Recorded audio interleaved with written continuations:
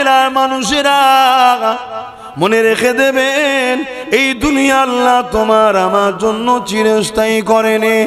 আজ আছি কাল থাকবো না, যতদিন দুনিয়া জমিনে আছে কি জন্য আল্লাহ পেটিয়েছে জানতে হবে। আল্লাহ কোরআনে জানিয়ে দিলেন, ওমা খালাকতুল জিন্না ওয়াল ইনসা ইল্লা লিয়াবুদুন। আল্লাহ পাক মানুষ এবং জিনকে সৃষ্টি করেছে শুধুমাত্র আল্লাহ পাকের দাসত্ব করার জন্য। আল্লাহ আপনার দাসত্ব কোনটা আল্লাহ পাক জানিয়ে দিলে, আমি তোদের কাছে দুটো জিনিস পাঠাচ্ছি, কদ জাকুম মিনাল্লাহি নূর ওয়া কিতাবুম মুবিন। একটা হলো আলো আর একটা হলো প্রকাশ্য কিতাব। যেমন অন্ধকারে পড়া যায় না, এই নূর ছাড়া কোরআন বুঝবি না, অন্ধকারে চেনা যায় না, এই নূর ছাড়া আমার কোরআনের রহস্য চিনতে পারবি না। এই নূরটাকে আল্লাহ নবী সাহাবী হযরত আব্বাস বলে, এই নূরটা হলো দয়ার নবী মুহাম্মদ রাসূল। অর্থাৎ ওই কোরআন বুঝতে গেলে এই নূরটাকে দরকার, ওই কোরআনকে চিনতে গেলে এই রাসূলটাকে দরকার। তাই আম্মা জান আয়েশা সিদ্দিকা রাদিয়াল্লাহু তাআলা আনহা বলে, কানা খুলুকুল্লাহুল কোরআন। আমার নবী পাকের জীবন চরিত্রটাই হলো আল্লাহ পাকের কোরআন।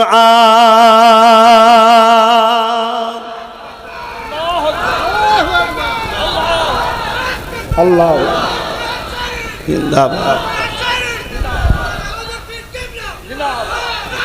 আল্লাহ আকবার। আমার ভাইরা, আমার যুবকেরা, খুব মন দিয়ে শোনেন। তাহলে আমাদেরকে আল্লাহ সৃষ্টি করেছে কি জন্যে? তিনার দাসত্ব, তিনাকে রাজি করা, তিনাকে খুশি করা, যিনি আমাদেরকে এখনো বাঁচিয়ে রেখেছে। খুব ভালো তারে আমার দিকে খেয়াল করুন। এই যে আমরা টানছি, এ টানা শক্তি কে দিচ্ছে? একটু বলবেন না জবান খুলে খুলে? এত কুঞ্জুসি, এত কুঞ্জুসি। আর আমি যে নিঃশ্বাসটা ফেলি, এই ফেলার ক্ষমতাটা কে দেয়? এখনো যে তোমরা বেঁচে আছো, কার দিয়ার দয়াতে বেঁচে আছো? আল্লাহ। অতএব তিনার দাসত্ব করো। তিনার দাসত্ব কি? আল্লাহ তার জন্য কোরআন, আর ওই কোরআনকে বুঝাবার জন্য নূর মুহাম্মদ রাসূলকে আল্লাহ পাঠিয়েছে। জোরে বলুন সুবহানাল্লাহ। অতএব আমাদেরকে কেন আল্লাহ পাঠিয়েছে? দাসত্ব। দাসত্বটা কি? আল্লাহ কোরআনে আবার বলছেন যে আমার হাবিব যা আদেশ করেছে মেনে নাও, আমার নবী যা নিষেধ করেছে ছেড়ে দাও।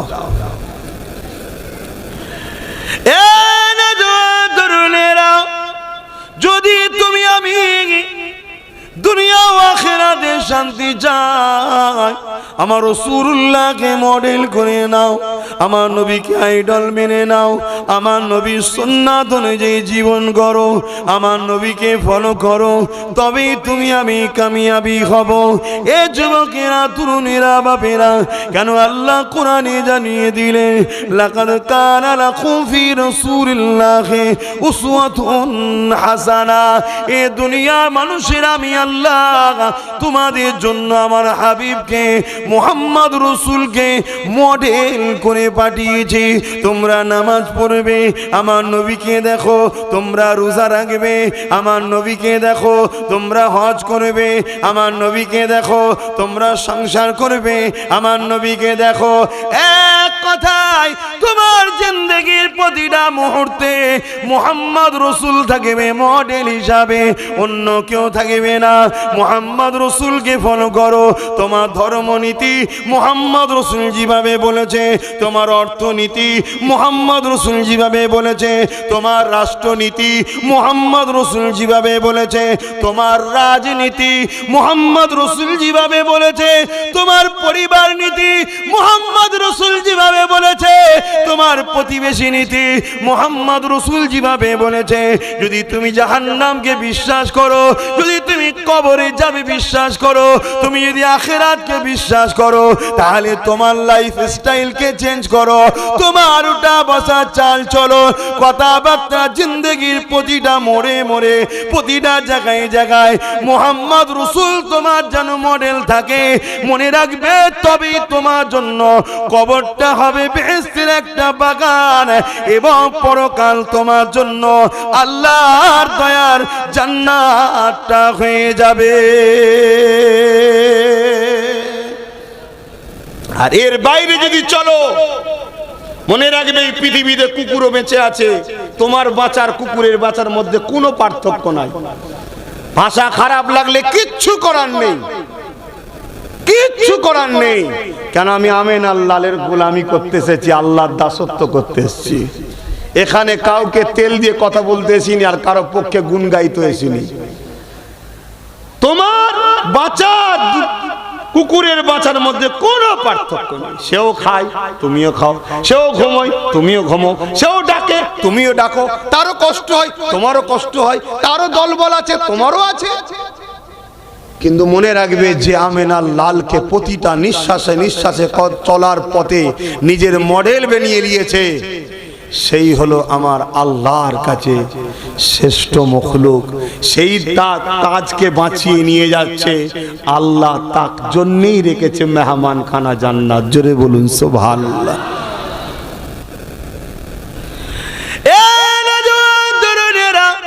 এই কঠিন ঠান্ডায় 7টায় ঘর থেকে বাইরে এতটা দূর আপনাদের কাছে এসেছি, পেটের জ্বালাতে নয়, কোনো কিছু অন্য কারণে নয়, উদ্দেশ্য শুধু একটাই, যে রাসূলুল্লাহ তোমার আমার জন্য মদিনার জমিনে কাঁদে, সেই নবী পাকের উম্মত হিসাবে তোমাদেরকে ভালোবাসি। তাই বুঝাতে চাইছি, এই দুনিয়ায় যেদিকে তুমি যাও না কেন, মুক্তি তুমি পাবে না। যে রাস্তায় তুমি যাও না কেন, আজাদ তুমি পাবে না। একমাত্র মুক্তি আজাদের রাস্তা হলো আমেনা লালের দেখানো রাস্তা। কেননা 1500 বছর আগে হযরত ঈসা নবী চলে যাবার পর 500 বছর আর কোন নবী রাসূল আসেনি। এই না আসার দরুন এই পৃথিবীর জমিনের মানুষগুলো মানবরূপী পশু হয়ে গিয়েছিল। তারা নিজেদের মাকে হত্যা করত। মা কোনো ইজ্জত কোনো ছেলের হাত থেকে বাঁচাতে পারত না, বেটি কোনো বাপের হাত থেকে জান বাঁচাতে পারত না। জেন্ত বেটিগুলোকে বাপেরাই দাফন করে দিত।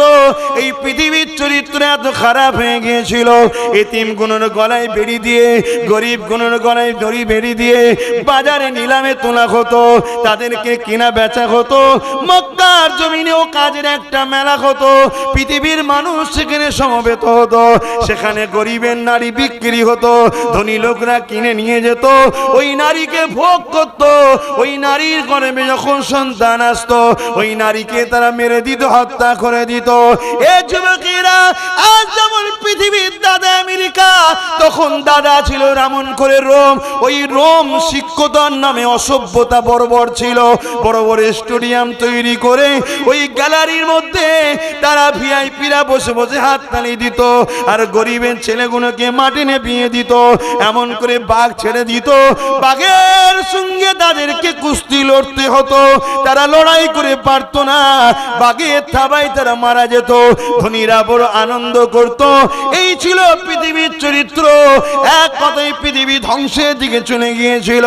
আমার আল্লাহ এই ধ্বংস পৃথিবীকে বাঁচাবার জন্য তিনার সর্বকালের সর্বশ্রেষ্ঠ সৃষ্টি আমিনাল্লাহ আব্দুল্লাহ দুলাল হযরত মুহাম্মদ আরবি সাল্লাল্লাহু আলাইহি ওয়াসাল্লামকে দুনিয়ার জমিনে পাঠালে। আল্লাহ নবী মাত্র 23 বছরেতে তামাম পৃথিবীর জমিনে সন্ত্রাসী বন্ধ করে দিয়ে, লুট বন্ধ করে দিয়ে, খুন বন্ধ করে দিয়ে, জিনা বন্ধ করে দিয়ে, নারীদের হত্যা বন্ধ করে দিয়ে, এতিমদেরকে জুলুম করা বন্ধ করে দিয়ে, এতিমের মর্যাদা, গরিবের মর্যাদা, মা বাবার সম্মান, বিধবা সম্মান, মর্যাদা, নারী স্বামী স্ত্রীর মর্যাদা সম্মান বুঝিয়ে দিয়ে এই পৃথিবীর জমিনে আল্লাহ নবী শান্তি প্রতিষ্ঠিত করেছিলেন। আরো জোরে বলুন সুবহান আল্লাহু আকবার। শুনছেন আমার যুবক, সেই কষ্টের ইসলাম রসুল তোমার আমার কাছে রেখে গেছে। নবীর মেহনতের দিন তোমার আমার কাছে রেখে গেছে।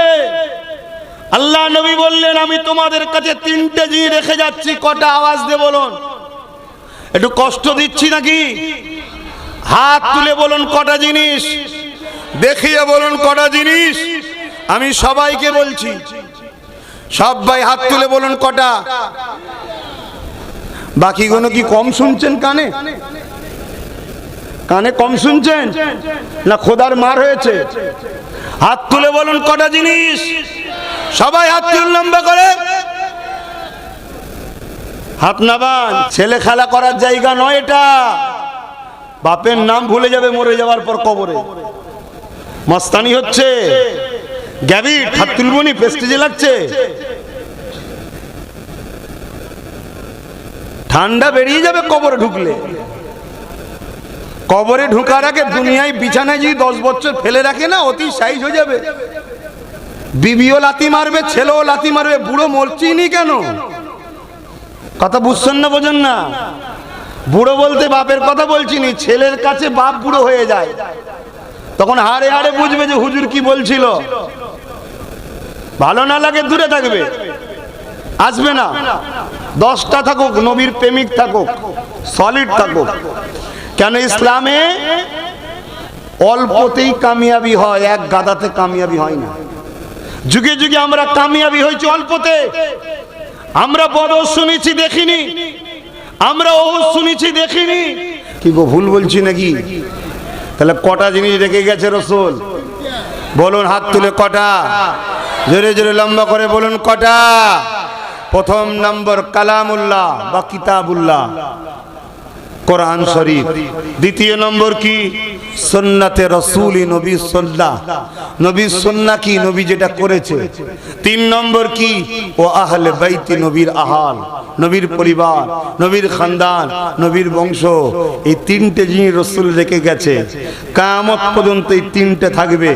পৃথিবীর শেষ দিন পর্যন্ত যদি 2 জন থাকে, 2 জনের মধ্যে একজন কুরাইশের হাতে নেতৃত্বের ঝান্ডা থাকবে। তার ঝান্ডা উম্মতে মুহাম্মাদিকে ধরতে হবে, তার পিছনে দাঁড়াতে হবে। কথা বুঝছেন? হ্যাঁ, শোনেন। দ্বিতীয় নম্বর, আপনি সুন্নাহকে ধরুন। নবীর সুন্নাহ, নবী যেটা করেছে ওটাকে ধরুন, তবেই তো কামিয়াবি পাবেন। নবীর সুন্নাহটা কি? কোরআনের প্র্যাকটিক্যাল। জোরে বলুন সুবহানাল্লাহ। কেন আমার রাসূলের জিন্দেগিটাই ছিল হুবহু আল্লাহর হুকুম অনুযায়ী, অর্থাৎ কোরআন অনুযায়ী। জোরে বলুন সুবহানাল্লাহ। বান্দা, এই দুটো হাত দিয়ে তোরা আমার কোরআন ধরবি। তোরা এই দুটো হাত দিয়ে আমার কোরআনকে বুকে করে চেপে ধরবি। তোরা এই দুটো হাত দিয়ে আমার কোরআনকে নিবি। বান্দা, এই দুটো হাত আমি আল্লাহ দিয়েছি। এই দুটো হাত দিয়ে তোরা কোরআনিয়া মাদ্রাসা বানাবি। এই দুটো হাত দিয়ে দ্বীন ইসলামের শিক্ষা কেন্দ্র বানাবি। এই দুটো হাত দিয়ে মসজিদ তৈরি করবি। এ আমার বান্দা বান্দিরে, এই দুটো হাত দিয়ে তোরা আলেম উলামার সঙ্গে মুসাফা করবি। এই দুটো হাত দিয়ে তোরা মা বাপের সেবা করবি। এই দুটো হাত দিয়ে তোরা হালাল ইনকাম করবি। এই দুটো হাত দিয়ে তোরা এতিমদেরকে দান খায়রাত করবি। ওরে আমার দাস দাসীরে, তোদের যখন কোনো প্রয়োজন থাকবে, এই দুটো হাত আসমানের দিকে তুলে আমি আল্লাহ আমার কাছে দোয়া চাইবি। অনেকে দেখবেন দোয়ার সময় বলে কেবলার দিকে মুখ করে দোয়া চাও। না, দোয়ার কেবলা কাবা নয়। সেজদার কেবলা হলো কাবা, দুয়ার কেবলা হলো আসমান। তাই হাতকে আসমানের দিকে তুলতে হয়। শুনছেন? দুয়ার কেবলা কি? আসমান। আর সেজদার কেবলা কাবা। আমাদের দিকে পশ্চিম, তাই পশ্চিম বলি, কিন্তু পশ্চিম উত্তর দক্ষিণ নাই, কাবা। কাবা হলো আমাদের লক্ষ্য, দিক, ডিসিপ্লিন যাতে বজায় রাখা যায়। আল্লাহ একটা সেন্টার করেছে, মোটেই কাবাকে সেজদা নয়। ডিসিপ্লিন বজায়ের জন্য একটা ঘর আল্লাহ বলেছে আমার, এই ঘরের দিকে তোরা মুখ করবি। পৃথিবীর যে যেখানেই থাকুক এই ঘরের দিকে মুখ করবি। এক মসজিদে 500 লোক ঢুকেছে, যদি একটা দিক না করে দিত তাহলে এই 500 জন 500 রকম কেরাচে করে নানা রকম দিক করে ফেলতো, ফিতনা শেষ থাকতো না। আল্লাহ ওই জন্য একটা দিক করে দিয়েছে, সেজদার দিক ওটা। আর দুয়ার আসমান, এটা মনে রাখবেন। মুসলমান ঘরের ছেলে মেয়েরা, তরুণেরা, আল্লাহ নবী কোরআনকে প্রতিষ্ঠিত করতে গিয়ে, নাইকে প্রতিষ্ঠিত করতে গিয়ে, ইনসাফ ইনসানিয়াতকে প্রতিষ্ঠিত করতে গিয়ে আল্লাহ নবী কত কষ্ট করেছেন। এ নওজওয়ানেরা, আল্লাহ নবীর জীবনে এমন দিন গেছে আল্লাহ নবী পাহাড়ের মধ্যে নিজেকে লুকিয়ে রেখেছে, গাছের পাতা ফলমূল খেয়ে জীবন ধারণ করেছে। কেননা চতুর্দিকে সন্ত্রাসের আমার নবীকে জানে মারার জন্য খোঁজে। এ যুবকেরা, আল্লাহ নবীর জীবনে এমনও দিন গেছে নবী আমার আল্লাহকে সিজদা করেছে, মাথাটা নত করে দিয়ে নামাজে পড়ে আছে। পচা দুম্বার ভুঁড়ি আমার নবী পাকের পিঠের উপরে চাপিয়ে দিয়েছে। একদিকে দুর্গন্ধ আর একদিকে ভারী, ওটাকে আল্লাহ নবী চাগাতে পারছে না। নবী আমার সিজদায় পড়ে গিয়ে রব্বি রব্বি সুবহান রাব্বিল আলা তাসবিহ পড়ে যাচ্ছে। আল্লাহ নবীর কলিজা টুকরি হযরত খাতুনে জান্নাত ছোট্ট ছোট্ট দুটো হাত দিয়ে আব্বা জানের পিঠ থেকে ওই পচা দুম্বার ফুড়িটা নাবিয়ে দিতে লেগেছে। আল্লাহ নবীর জীবনে এত কষ্ট দিন গেছে। এ যুবকেরা, তরুণীরা, মক্কা জমিনে ন্যায়ের কথা, সত্যর কথা, ইনসাফের কথা, ইনসানিয়াতের কথা, মানবতার কথা, গরিবের হকের কথা আল্লাহ নবী যখন প্রচার করতে লেগেছে, আবু জেহেল, উতবা, সাইবা, আবু লাহাব আমার নবী পাকের জানের দুশমন হয়ে গেল। আমার নবী পাক তাই তায়েফের জমিনে গেলেন দ্বীন ইসলামের প্রচারের জন্য। কিন্তু মক্কার সন্ত্রাস আবু জেহেল, উতবা, সাইবা তায়েফের গুন্ডাগুলোকে জানিয়ে দিল মুহাম্মদ যাবার আগে মুহাম্মদকে তায়েফের বর্ডারে রুকিয়ে দাও। কেন? মুহাম্মদ রাসূল যা বলে সত্য বলে, মুহাম্মদ রাসূলকে রুখতে হবে। যদি না রুকা যায়, মুহাম্মদ যা বলে ঠিক বলে, তাহলে তোমার আমার সাম্রাজ্য শেষ হয়ে যাবে। আল্লাহ নবী তায়েফের জমিনে যখন যেতে লেগেছে, চতুর্দিক দিয়ে তায়েফের দুষ্টু ছেলেরা আল্লাহ নবীর দিকে পাথর নিক্ষেপ করতে লেগেছে। এ যুবক, কখনো কি তোমার দিল সেই নবীর জন্য কাঁদে না যে নবী আমার রওজা মুবারকে এখনো তোমার আমার জন্য আল্লাহ দরবারে কাঁদতেছে?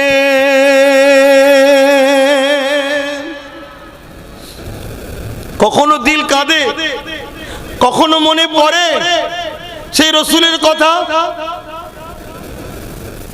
ভাবো, তুমি আমি কত ধ্বংসের দিকে চলে গেছি, কত বরবাদের দিকে চলে যাচ্ছি। বলো, আমার নবী রওজা মুবারকে আজও তোমার আমার জন্য কাঁদছে। হায়াতুন নবী আমার, জিন্দা নবী আমার। আপনারা মানেন তো নাকি? একটু আওয়াজ দিয়ে বলবেন না। যদি না মানেন তো সেটাও বলুন যে মানি না। এমন কোন কপাল ফাটা যদি থাকে, থাকতেও পারে, কি করা যাবে? কারণ আল্লাহ নবী বলেছে আমার উম্মত দাবিদারদের মধ্যে 73টা দলে বিভক্ত হবে, 72 জাহান্নামী হবে, একটা জান্নাতি হবে। বলুন, আপনারা মানেন? আমার নবী হায়াতুন নবী কারা মানেন? হাত তোলেন। মারহাবা।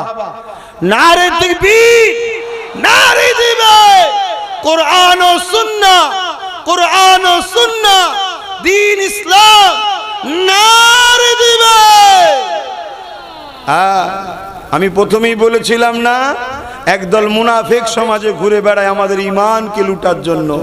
তারা আমাদেরকে আস্তে আস্তে শিখায় নবী মরে গেছে। বলো নাউজুবিল্লাহ।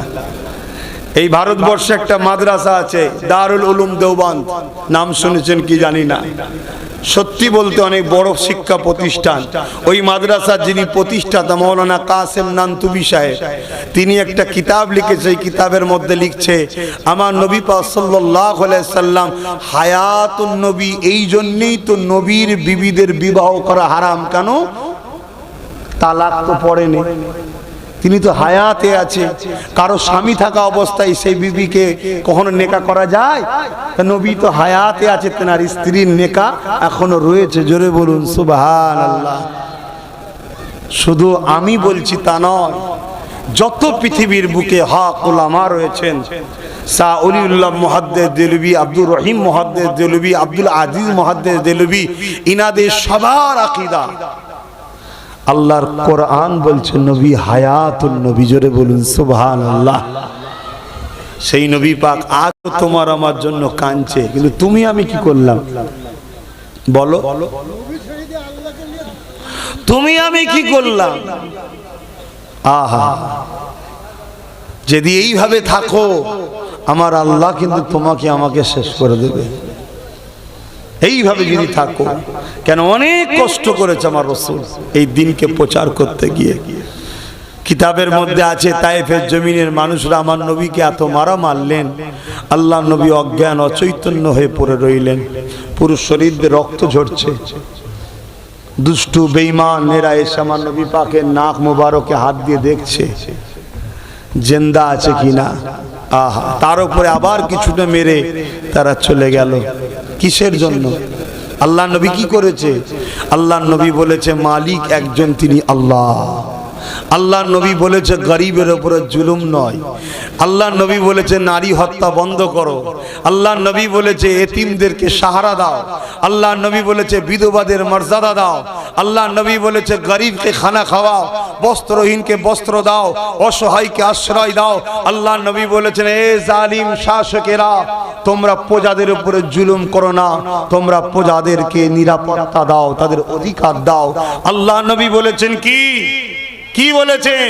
আল্লাহ নবী বলেছেন যে তোমরা জমিনের উপরে এতিমদেরকে ভালোবাসো।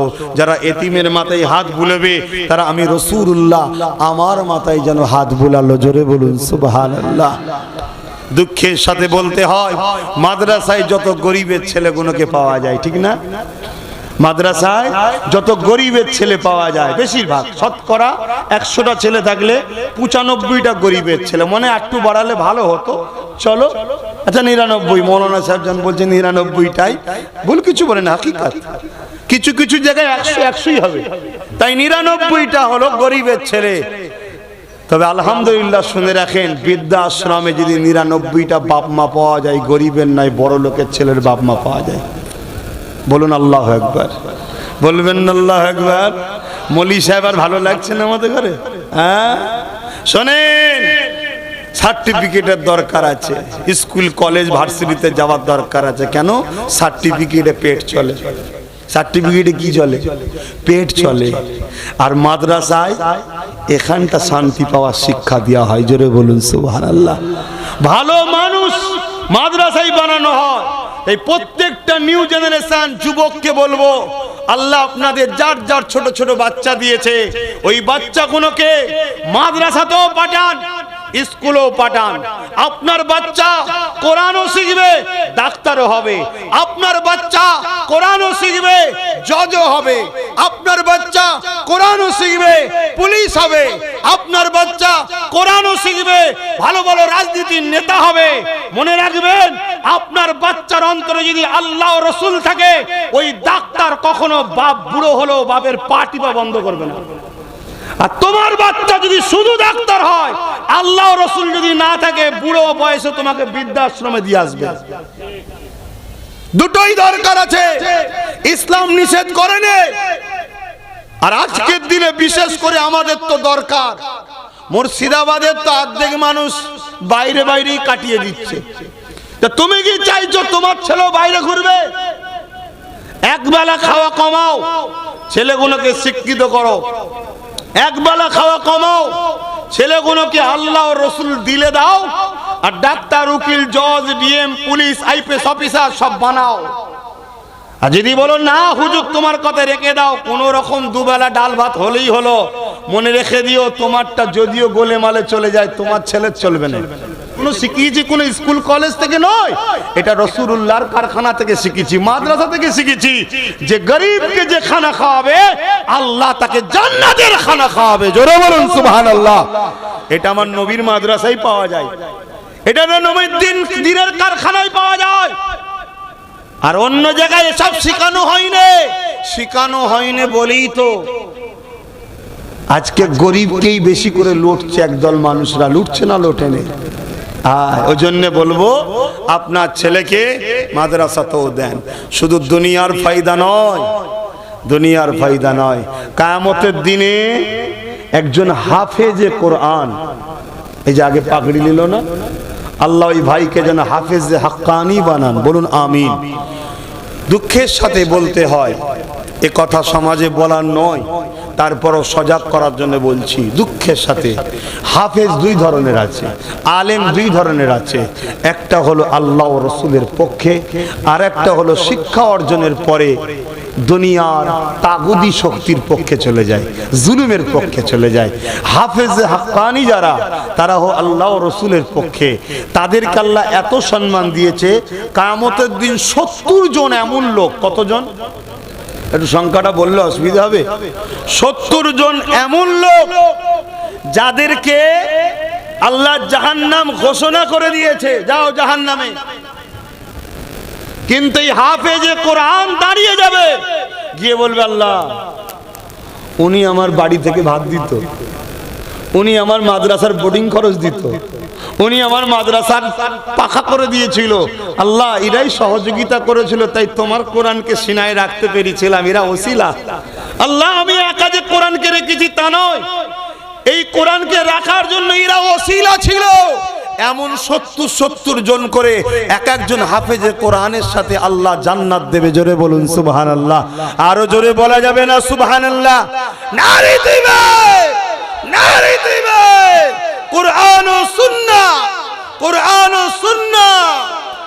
আহা, সেই হাফেজে কোরআন আপনার এই গ্রামেও একটা কারখানা তৈরি আছে, একজন বাচ্চা সেই কারখানা থেকে এবারে তৈরি হলো, বেরিয়ে গেল।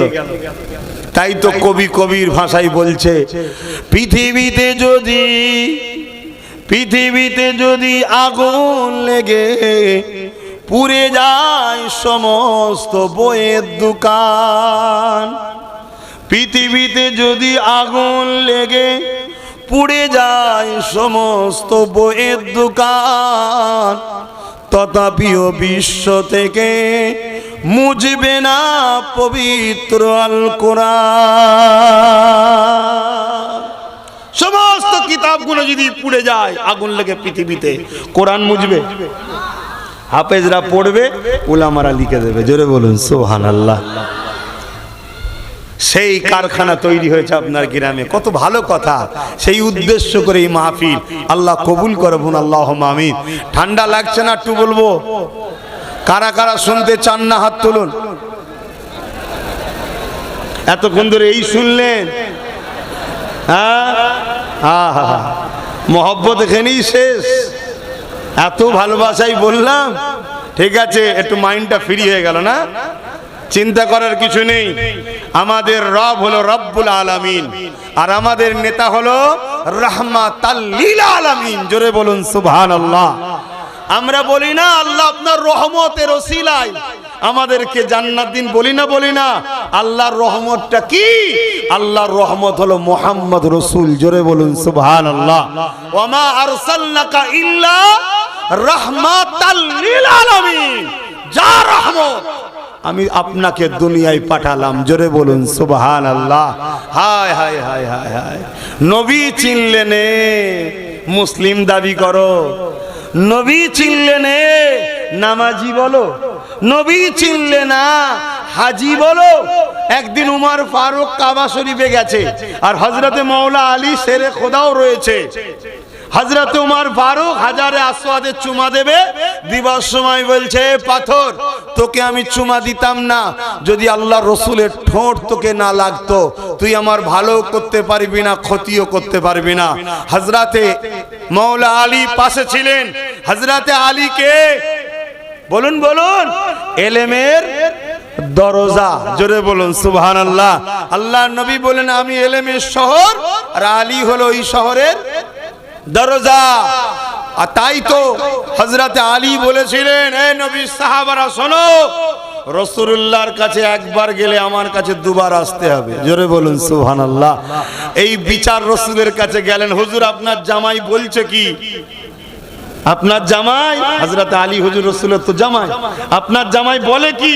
কি বলে না আপনার কাছে নাকি একবার এলে ওনার কাছে নাকি দুবার যেতে হবে। আল্লাহ নবী ডাক দিলেন, এ হযরত আলীকে ডাকো। হযরত আলী এলেন। কি শুনছি হুজুর, আপনি কি শুনেছেন? তুমি নাকি বলেছো যে আপনার কাছে একবার এলে আমার কাছে একবার এলে তোমার কাছে নাকি দুবার যেতে হবে। হযরতে মাওলা আলী বলেন হুজুর আমার জানমাল আপনার কদমে কুরবান হোক, এটা আমি কেন বলবো, এটা তো আপনার কথা, জোরে বলুন সুবহানাল্লাহ। এটা কার কথা? আপনার কথা। কেন? আপনি তো নিজে বলেছেন আমি রাসূল হলাম এলেমের শহর, আলী হলো এই শহর দরজা। তা আপনার কাছে আসতে গেলে ঢুকবে কোথায় দিয়ে? দরজা দিয়ে। কাজ মিটিয়ে বেরোবে কোথায় দিয়ে? দরজা দিয়ে। দরজায় দেখা কবার হয়। তো হুজুর তো আপনার কথা। আল্লাহ নবী মুচকি হাসলেন, আসমানের দিকে হাত তুলে বললেন আল্লাহ আলী যার মওলা আমি রাসূল তার মওলা, আল্লাহ তুমি তার হয়ে যাও মওলা, জোরে বলুন সুবহানাল্লাহ। এখানে মওলা বলতে ঘাবড়াবেন না, মওলা বলতে তার অভিভাবক, গার্জেন। মওলা বলতে কি? গার্জেন। একই আরবি কথা হয়, আল্লাহর ক্ষেত্রে মানে আলাদা হয়, রাসূলুল্লাহর ক্ষেত্রে মানে আলাদা হয়, আম মানুষের ক্ষেত্রে মানে আলাদা হয়, কিওয়ার্ড মানে চেঞ্জ হয়ে গেল। তো ঠিক তেমনি মাওলা আলী ঘেবড়ে যাবেন না, অর্থাৎ অভিভাবক। অর্থাৎ রাসূল বললেন আল্লাহ আলী যার যার অভিভাবক হবে, অর্থাৎ যে আলীকে গার্জেন বলে মানবে আমি রাসূল তার গার্জেন, আর আমি যা গার্জেন হব আল্লাহ তুমি তাদের জন্য রহমতের চাদর বিছিয়ে দাও, ঢেকে দাও, জোরে বলুন সুবহানাল্লাহ। তো ভাইরা আমার, হযরতে মাওলা আলী পাশে ছিলেন। হযরত ওমর ফারুক বললেন কি যে পাথর তুমি আমার কোনো উপকার করতে পারো না। হযরতে মাওলা আলীর ইলমের দরজা খুলে গেল। ভাই ওমর আপনি যেটা বলছেন ঠিকই, পাথর কারো উপকার করতে পারে না, তবে এটা সেই পাথর নয়। এ পাথরকে আল্লাহ কিছু খুসুসিয়াত দিয়েছে। কে দিয়েছে বলুন বলুন? তাহলে সবকিছুর মালিকটা কে হচ্ছে? আল্লাহ। আল্লাহ দিয়েছে, আল্লাহ দিয়েছে। কথা বুঝে আসছে? আল্লাহ। যেমন আমার আল্লাহ জান দিয়েছে আমাকে। এই পৃথিবীতে অনেক পাথর আছে জান নাই, অনেক পাথর আছে তার জান আছে। জান কে দিয়েছে? আল্লাহ। এই পৃথিবীতে শুকনো খেজুর গাছের গুড়ি, উস্তুনে হান্নানা, বুখারীর হাদিস, সে রাসূলুল্লাহ যার উপরে হেলান দিয়ে খুতবা দিত সে রাসূলুল্লাহর জন্য কাঁদছে। আর পৃথিবীর কোন গাছের কুড়িকে দেখো তো কথা বলে কি? তাকে আল্লাহ ক্ষমতা দিয়েছে, জোরে বলুন সুবহানাল্লাহ। তাহলে ক্ষমতার মালিক কে? জোরে বলুন কে? লিল্লাহু সাইয়্যুন কাদির, একমাত্র ক্ষমতার মালিক আল্লাহ। তো ভাইরা আমার, হযরতে মাওলা আলী শেরে খোদা রাদিয়াল্লাহু তাআলা তিনি বললেন ভাই ওমর এটা দুনিয়ার অন্য পাথর নয়, আল্লাহ এই পাথরকে কিছু বৈশিষ্ট্য দিয়েছে। কি বৈশিষ্ট্য? এই পাথর যখন ইমানদাররা, ভালো করে শুনবেন, এই পাথর ইমানদারদের কি করে? গুনাহকে টেনে নেয়। ঈমান আলাদা জিনিস, গুনাহ আলাদা জিনিস, আমল আলাদা জিনিস, নেকি আলাদা জিনিস, সব আলাদা আলাদা। ঈমান আলাদা, আমল হলো নামাজ রোজা হজ যাকাত দান খায়র, অর্থাৎ মাকাম বাড়াবার জিনিস হচ্ছে আমল। আর একটু খুলে বলছি, আমরা প্রত্যেকে জন্ম নিয়েছি পাসপোর্ট নিয়ে। মুসলমান, আল্লাহর সৃষ্টি, পাসপোর্ট নিয়ে জন্ম হয়েছি। ওই পাসপোর্টে দুনিয়ায় একটা ভিসা লাগাতে হবে। ভিসাটা হলো মুহাম্মদ রাসূলের আদব ও প্রেম, এটা হলো ঈমান। জোরে বলুন সুবহানাল্লাহ। তবে এন্ট্রি হওয়া যাবে জান্নাতের দেশে। কথা বুঝে আসছে? পাসপোর্টে যদি ভিসা না লাগিয়ে যাও এন্ট্রি হওয়া যাবে না। তো হযরতে মাওলা আলী বলছেন এই পাথরের একটা বৈশিষ্ট্য আল্লাহ দিয়েছে কি, এই পাথর মানুষের গুনাহ টানে। আবার এই পাথর কিয়ামতের দিনে আল্লাহকে যে বলবে অমুক অমুক অমুক অমুক লোকগুলো মুনাফিক ছিল। কি বুঝলেন? বলবেন না কি বুঝলেন? সৌদিতে এমন কোন মেশিন আছে নাকি কে বেঈমান আর কে মুমিন চিনার জন্য? কথা বলছো না তো। কোন মেশিন আছে ইমানদার ধরার জন্য, মুমিন ধরার জন্য? আরে অস্ত্র তস্ত্র গায়ে যেগুলো অবৈধ জিনিস নিয়ে গেলে না টিট টিট টিট করে নেবে। আর পাসপোর্ট দেখে যদি নামের আগে পিছু কিছু থাকে ইমানদার মুসলিম না অমুসলিম বোঝা যায়। কথা বুঝে আসছে?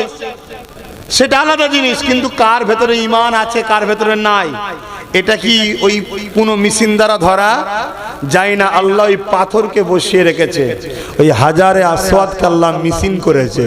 ও কিয়ামতের দিনে সাক্ষী দেবে কি, আল্লাহ এইগুলো সব মুনাফিক ছিল, এইগুলো সব মুমিন ছিল। জোরে বলুন সুবহানাল্লাহ। মুসলমান আমরা সবাই, প্রত্যেকটা বাচ্চা জন্ম হয় ফিতরাতের দিক দিয়ে মুসলমান। ওই মুসলমানকে মুসলিম তার মোমেন তার মধ্যে লাগাতে হয়, মোত্তাকি লাগাতে হয়, পরেজগার লাগাতে হয়, একটার পর একটা তফকা আছে। বুঝতে পারছেন তো নাকি সবাই?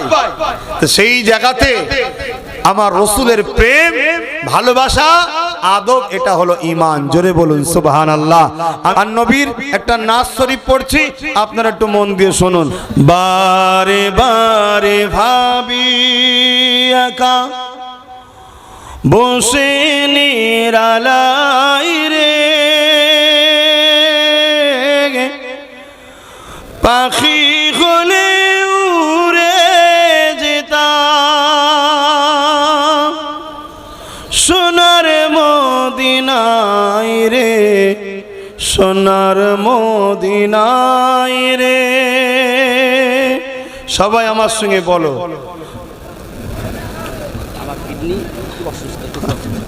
আচ্ছা ঠিক আছে,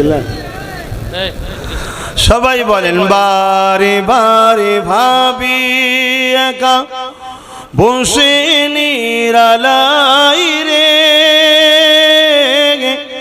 পাখি হলে উড়ে যেতাম সোনার মদিনায় রে, সোনার মদিনায় রে। বুলবুলিরা কোথা যাও, উড়ে যাও কোথায় রে, আমার সালাম পৌঁছে দিও নবীজি রোজায় রে, নবীজি রোজায় রে। বারে বারে ভাবি একা বসে নিরালাই রে, পাখি হলে উড়ে যেতাম সোনার মদিনায় রে, সোনার মদিনায় রে।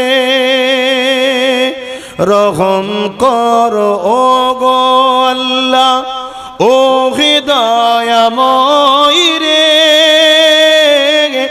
পাই যেন নবীর শাফাত, নবী মুস্তাফায় রে, নবী মুস্তাফায় রে। আল্লাহুম্মা সাল্লি আলা